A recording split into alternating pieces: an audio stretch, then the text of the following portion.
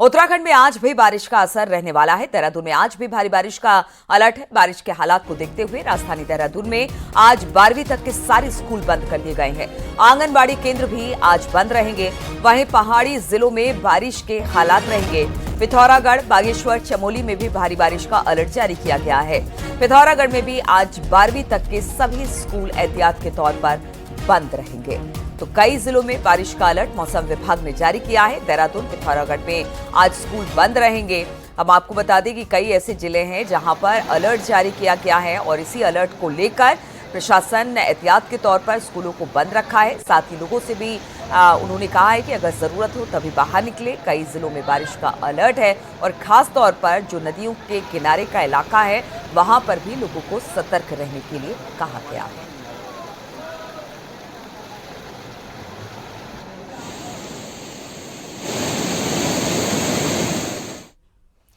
चमोली की नीति घाटी में लगातार बारिश हो रही है, जिससे नदी नाले उफान पर है। बुग्याली इलाकों में हो रही तेज बारिश से बरसाती नाले उफान पर है।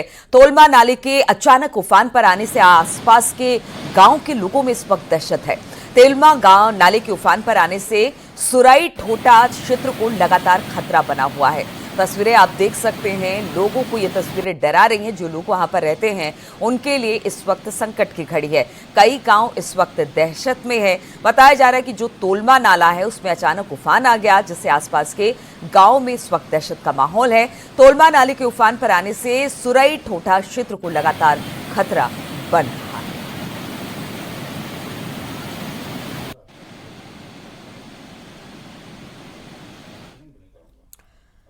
और चमोली में बद्रीनाथ नेशनल हाईवे पर पतालगंगा के पास बनी सुरंग गाड़ियों के लिए आफत बनती चली जा रही है। भारी बारिश के बाद सुरंग के अंदर कीचड़ दलदल इस वक्त काफी ज्यादा है, जहां पर गाड़ियां फंस जा रही हैं। वहीं सुरंग के बहाने पर पत्थर गिर रहे हैं। लगातार पत्थर गिरने से पहाड़ में जो गिरने का जो सिलसिला है वो लगातार जारी है। हालांकि मौके पर मलबा हटाने के लिए बीआरओ ने मशीन लगाई है। पुलिस के जवान भी तैनात किए जाएंगे, लेकिन हर दिन सुरंग के पास के हालात बदलते चले जा रहे हैं। तो काफी दिक्कत आ रही है। सुरंग के आगे पत्थर मलबा गिर रहा है, जिससे आने जाने वाली जो गाड़ियां हैं वो फंसी हुई है या फिर उनको काफी दिक्कत हो रही है। वहां पर हालांकि मलबा हटा दिया गया है, लेकिन कीचड़ बहुत ज्यादा होने की वजह से गाड़ियां फंस रही हैं।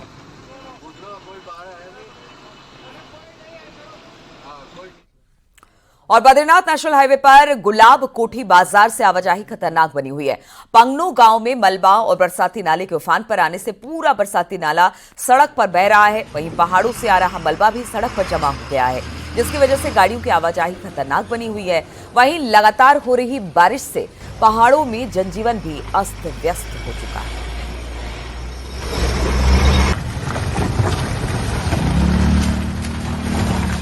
गुलाब कोठी बाजार पर सड़क पर मलबा आ रहा है। आने जाने वाले को भारी दिक्कत हो रही है और जैसे ही यहां पर बारिश शुरू होती है लोग और ज्यादा खौफ में आ जाते हैं कि पता नहीं अब कौन सा रास्ता बंद हो जाए, कहां से निकलना मुश्किल हो जाए। इन्हीं रास्तों पर जो टूट फूट गए हैं उन्हीं रास्तों से किसी तरह से गाड़ियों को ले जाया जा रहा है, जो बेहद खतरनाक है। तो आप देख सकते हैं सड़कें गायब हो चुकी हैं। लोग इसी रास्ते से गुजर रहे हैं। कभी भी कोई बड़ा हादसा हो सकता है। लगातार बारिश हो रही है। मलबा पहाड़ों से नीचे की तरफ आ रहा है और जिसकी वजह से जो वहां से सबसे ज्यादा दिक्कत किसे हो रही है, जो गाड़ियां वहां से गुजर रही है उनको सबसे ज्यादा परेशानी हो रही है। बातचीत करने के लिए चमोली से इस वक्त नितिन सेमवाल हमारे साथ जुड़ गए हैं।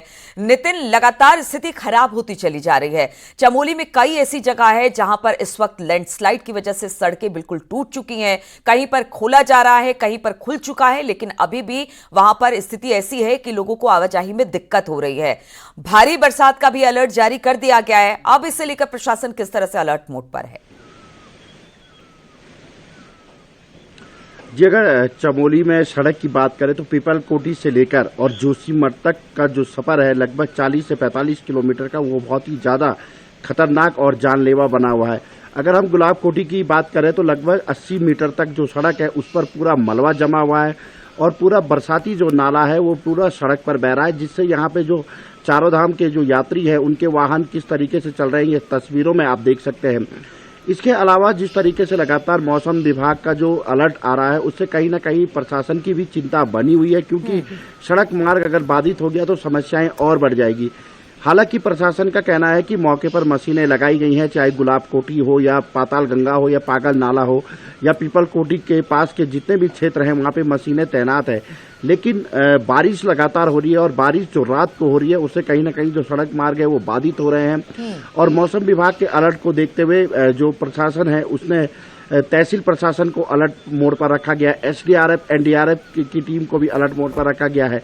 लेकिन जो बारिश है वो रुकने का नाम नहीं ले रही है और अभी कुछ दिन और पहाड़ों में इसी तरीके की बारिश होने की उम्मीद है। तो कहीं ना कहीं जो हालात हैं वो धरातल पर और बिगड़ सकते हैं और इनके लिए सतर्क रहने की आवश्यकता भी है। जी बिल्कुल, और यही एक उपाय है कि आप सतर्क रहे और जिन रास्तों पर रास्ते टूटे हुए हैं वहां पर एहतियात से जाएं। बहुत बहुत शुक्रिया आपका तमाम जानकारी हम तक पहुंचाने के लिए।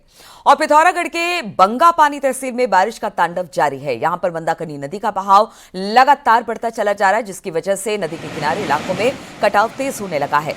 बंगापानी में बारिश के कारण सबसे अधिक खतरा देवी बगड़ और भौरा बगड़ क्षेत्र में है। यहां पर प्रशासन ने 13 परिवारों को शिफ्ट कर दिया है। साथ ही आपदा प्रबंधन की टीम को मौके पर तैनात कर दिया गया है। मंदाकिनी नदी का स्तर भी चेतावनी के लेवल को पार कर चुका है, जिसकी वजह से तेजी से इस इलाके में कटाव जारी है। इससे कई मकानों के नदी में गिरने की आशंका भी बढ़ गई। मंदाकिनी किस तरह से अपने रौद्र रूप में बह रही है, ये तस्वीरें हम आपको दिखा रहे हैं। प्रशासन सतर्क है, मंदाकिनी के किनारे रहने वाले लोग भी काफी सतर्क हैं।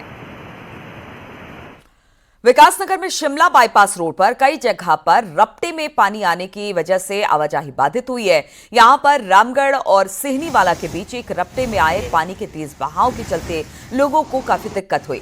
एक महिला की अपनी स्कूटी से पार करने की कोशिश में गिर गई।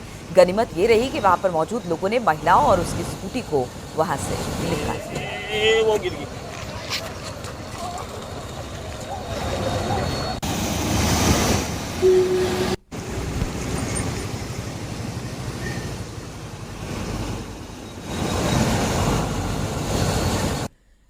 और भारी बारिश की वजह से विकासनगर का खुशहालपुर गांव पूरी तरह से जलमग्न हो चुका है। सूचना पर प्रशासन की टीम के साथ एसडीआरएफ की टीम भी मौके पर पहुंची और फंसे हुए लोगों को सुरक्षित स्थान पर पहुंचाया गया। बारिश का पानी लोगों के घरों में घुस चुका है। कई जगह पर दीवारों को तोड़कर पानी गांव में घुस गया है और अब उसे निकालने की कोशिश की जा रही है। बारिश रुकने के बाद गांव में पानी का जलस्तर थोड़ा कम हुआ, जिससे लोगों ने राहत की सांस ली।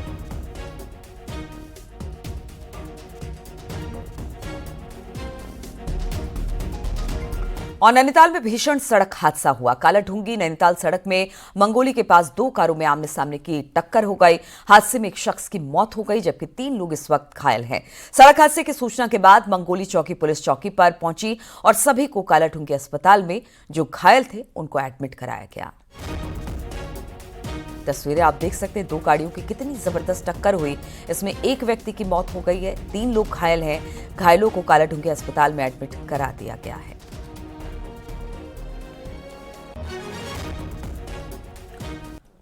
और हल्द्वानी वैसे तो मैदान में बसा हुआ है, लेकिन बरसात के दिनों में यहां पर अचानक इतना पानी आ जाता है कि हाहाकार मच जाता है। आखिर कहां से आता है ये पानी, जरा देखिए रिपोर्ट।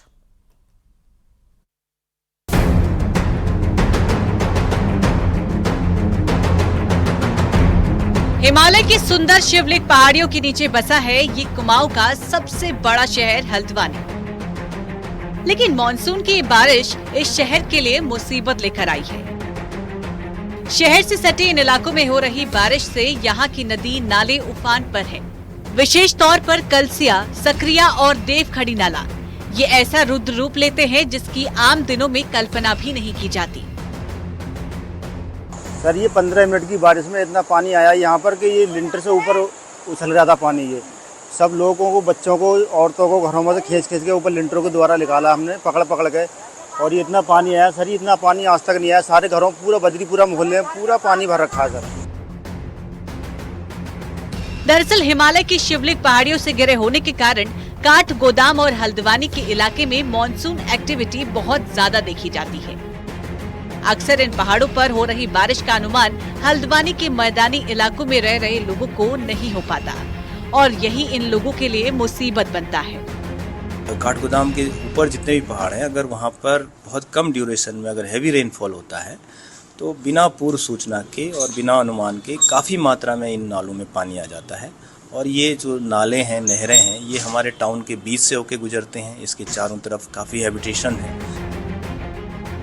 जाहिर है कि पहाड़ से निकलने वाले छोटे छोटे गदेरे हल्द्वानी में आकर नालों का रूप ले लेते हैं और यही नाले कई लोगों के लिए जानलेवा भी साबित होते हैं। विशेष तौर पर रात को होने वाली बारिश तो इन नालों के लिए इर्द गिर्द रहने वाले लोगों की नींद भी हराम कर देता है। हल्द्वानी से न्यूज़ 18 के लिए शैलेंद्र नेगी की रिपोर्ट।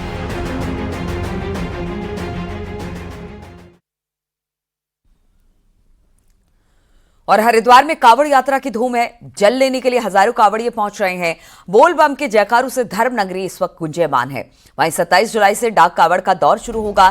कावड़ को लेकर पुलिस प्रशासन ने पुख्ता इंतजाम किए हैं ताकि शिव भक्तों को किसी भी तरह की कोई भी दिक्कत ना हो पाए।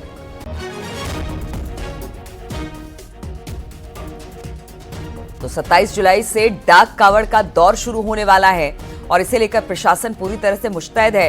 हालांकि कावड़ यात्रा की शुरुआत हो चुकी है। कावड़ियों को किसी प्रकार की कोई दिक्कत ना हो, इसके लिए पूरे इंतजाम कर लिए गए हैं। इसी पर बातचीत करने के लिए हरिद्वार से पुलकित शुक्ला हमारे साथ जुड़ गए हैं। पुलकित, देखिए अब तो कावड़ यात्रा की शुरुआत हो गई है, जगह जगह पूरे इंतजाम प्रशासन ने किए हैं, लेकिन फिर भी वो पूरी तरह से आश्वस्त हो लेना चाहते हैं क्योंकि 27 तारीख से डाक कावड़ भी उठने वाला है। तो किस तरह की तैयारी है, किस तरह के इंतजाम है ताकि जो कावड़िए हैं या फिर डाक कावड़िए होंगे उनको किसी प्रकार की कोई दिक्कत ना हो?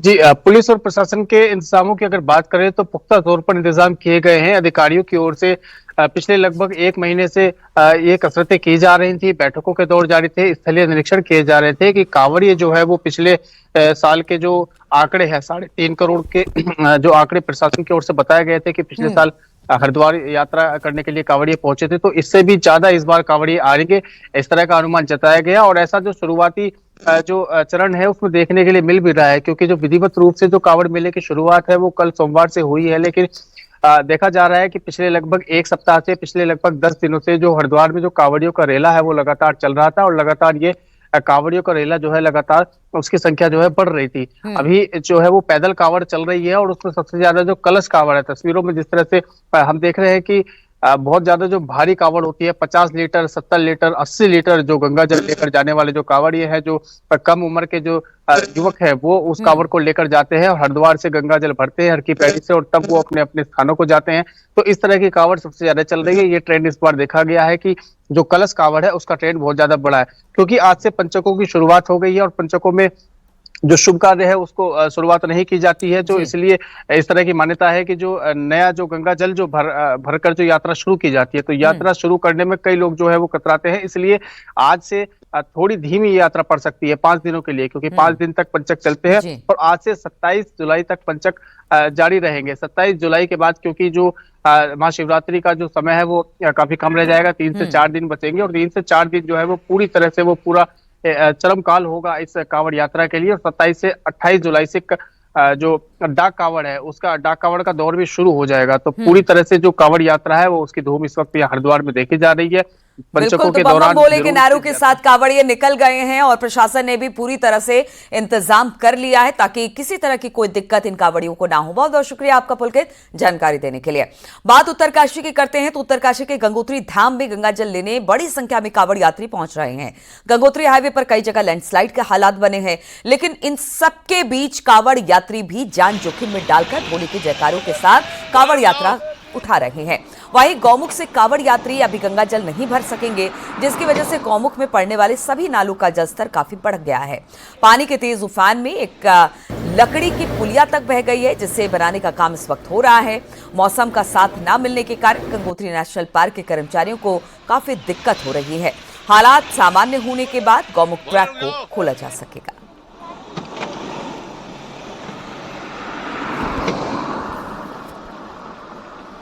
चीड़वासा और भुजगड़ी नाले में भारी पानी था, जो कि हम पिछले दिनों से लगातार निगरानी कर रहे थे। जैसे ही पानी कम होगा हमने वहाँ पे पुलिया का मरम्मत कार्य शुरू कर दिया है और चीड़वासा की पुलिया का निर्माण कार्य हमने लगभग पूरा कर दिया है। अब भुजगड़ी का पूरा करने वाले 3 जो आपकी वन विभाग की पुलिया हैं वो उसमें बह गई थी और हमारी जो रिप्लेस करने के लिए पुलिया हमारी बन चुकी है और लेबर भी हमारे तैयार है, पुलिया भी हमारे तैयार है और जैसे वो पानी का जो वॉल्यूम है थोड़ा कम होता है ताकि हम लोग उसमें पुलिया लगा पाए। और कांवड़ यात्रा शुरू होने के बाद रुड़की में सभी विभाग इस वक्त अलर्ट पर हैं। खाद्य सुरक्षा विभाग भी हरिद्वार से लेकर नारसन बॉर्डर तक होटल, ढाबों, दुकानों में खाद्य पदार्थों की जांच कर रही है। रुड़की के नारसन बॉर्डर के पास खाद्य सुरक्षा विभाग की टीम ने 15 ढाबों और दुकानों के सैंपल जांच के लिए भेजे हैं, जबकि 5 ढाबों को नोटिस भी जारी किया गया है जिनके पास फूड लाइसेंस नहीं मिला। साथ ही जिन ढाबों और दुकानों में गंदगी पाई गई उन्हें भी नोटिस जारी किया गया। वहीं खाद्य सुरक्षा विभाग के अधिकारियों का कहना है कि कांवड़ मेले तक चेकिंग अभियान लगातार जारी रहेगा। 3 टीमें मैंने गठित कर रखी है और तीनों टीमें अब अपने क्षेत्र में कार्य कर रही है। आज स्वयं टीम के साथ मैं स्वयं भी आया हूँ और आज हमने नारसन बॉर्डर तक हमने चेकिंग की है। लगभग 33 ढाबों का और भंडारे लगभग जो जहाँ लगे हुए चेक किया है और उसमें से मैंने 15 सैंपल जाँच के लिए लिए हैं। और कांवड़ियों के भेष में आने वाले हुड़दंगियों से पुलिस से कैसे निपटेगी? डीजीपी अभिनव कुमार ने कहा कि कांवड़ यात्रा एक तीर्थ यात्रा है और सभी को भक्ति भाव के साथ कांवड़ यात्रा करनी चाहिए। सोमवार शाम हरिद्वार पहुंचे डीजीपी अभिनव कुमार ने कांवड़ मेले की व्यवस्थाओं का जायजा लिया। उन्होंने मेला क्षेत्र का निरीक्षण किया और अधिकारियों के साथ मीटिंग भी की।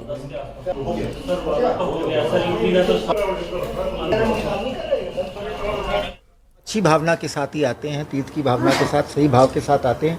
हो सकता है उनमें कुछ उपद्रवी तत्व, कुछ असामाजिक तत्व उसमें शामिल होके उसको बदनाम करने का प्रयास करें, लेकिन ऐसे उपद्रवी तत्वों से हम निपटने के लिए तैयार हैं। और यूसीसी को लागू करने के लिए नियम कायदे बनाने के लिए कमेटी बना दी गई है, जिसके साथ ही सीएम धामी ने मीटिंग की और निर्देश भी दे दिए गए हैं। व्यवस्थित रूप से काम हो और जल्द से जल्द इस पर पूरा काम किया जाए। सीएम धामी ने कहा कि यूसीसी लागू होने से पहले सभी पहलुओं की गंभीरता से अध्ययन कर ली जाए।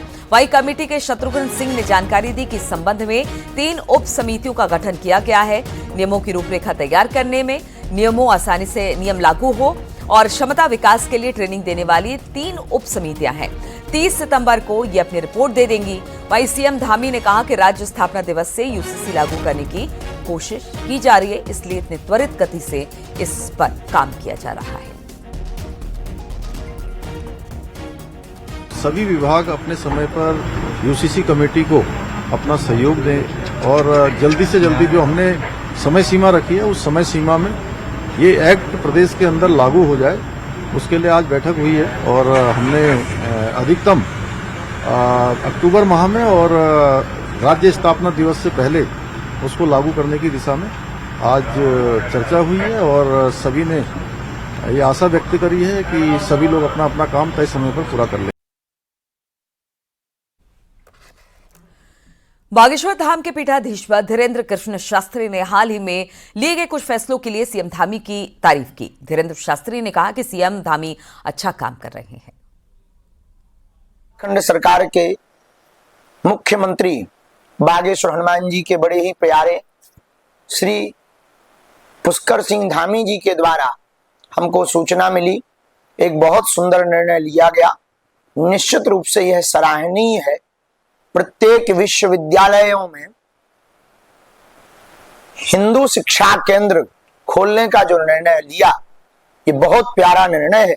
निश्चित रूप से अपनी भारत की प्राचीन संस्कृति बच्चों के दिल और दिमाग में बैठेगी। वह युवान बड़े होकर के देश का जब भविष्य बनेंगे तो भारत की सनातनीय संस्कृति को कोई मिटा नहीं सकेगा। इसलिए यह निर्णय बहुत ही सराहनीय है। हम इसके लिए उनको बहुत बहुत धन्यवाद, बागेश्वर पीठ से बहुत बहुत साधुवाद दे रहे हैं।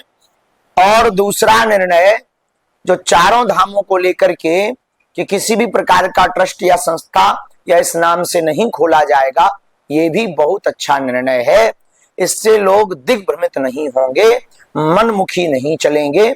वह हमारे चारों धामों की परंपरा व महिमा सदियों तक ठीक ऐसे ही व्याप्त रहेगी। इसलिए हमारे बड़े ही प्यारे लाडले उत्तराखंड के माननीय मुख्यमंत्री को अपने इस वीडियो के माध्यम से हम बागेश्वर बालाजी के चरणों में और सन्यासी बाबा के चरणों में मंगलमय प्रार्थना करके बहुत बहुत मंगलाशीष आशीर्वाद दे रहे हैं कि आप इसी प्रकार नित ऊंचाइयां प्राप्त करें और भारत का, राष्ट्र का, देवभूमि उत्तराखंड का सबका भला होवे, उन्नति होवे।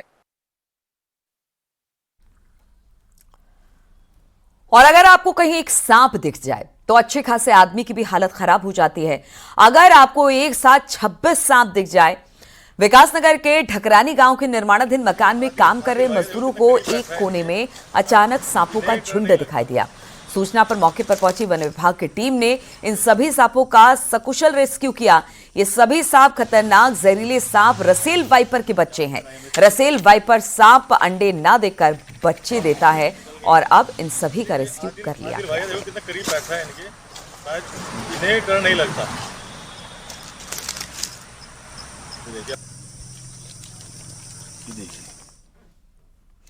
एनआईटी उत्तराखंड के परमानेंट कैंपस का निर्माण अभी पौड़ी के सुमाड़ी में शुरू हुआ है। सुमाड़ी के ग्रामीण पहले चरण में काम को रुकवाने पहुंच गए। ग्रामीणों का कहना है कि एनआईटी के निर्माण के लिए उन्होंने गांव के 185 हेक्टेयर जमीन दान में दी थी और जिस स्थान पर एनआईटी का शिलान्यास किया गया उस जगह को छोड़कर चमराड़ा बैंड के पास पहले चरण का काम शुरू किया गया, जिसका ग्रामीण विरोध कर रहे हैं। ग्रामीण की मांग की है कि उनकी दान में दी गई जमीन को पहले एनआईटी निर्माण के उपयोग में लाया जाए। हालांकि मूलभूत सुविधा न मिलने के कारण पहले चरण का कार्य दूसरे स्थान से शुरू किया गया है। वहीं उच्च शिक्षा मंत्री और क्षेत्रीय विधायक धन सिंह रावत ने कहा कि एनआईटी का काम जल्द पूरा हो जाएगा। 6 किलोमीटर शिलान्यास से दूर बिल्डिंगें बननी शुरू हो गई हैं, तो आप बताइए कि कहां तक जाएंगे। और हम लोगों को कितना ज्यादा गफलत में सरकार ने रखा हुआ है और शासन ने रखा हुआ है। प्रशासन ने 13 साल हम लोगों ने वेट किया अपनी जमीनों के लिए कि हमारे यहाँ एनआईटी बनेगा, लेकिन आज भी हमारे बेरोजगार युवा सारे इस आशा में हैं कि हमें रोजगार मिलेगा। सरकार के द्वारा उत्तराखंड सरकार ने एक तो जमीन 100% दी है, दूसरा पानी हमने 22 करोड़ रुपए लागत से जो है पानी का काम भी 80% पूरा हो गया है, बिजली का काम भी पूरा हो गया है। अब हमने वहाँ की रोड जो है डबल लाइन की है, तो उसका भी बहुत जल्दी काम शुरू हो जाएगा। एनआईटी बहुत सुंदर बनेगी, उसका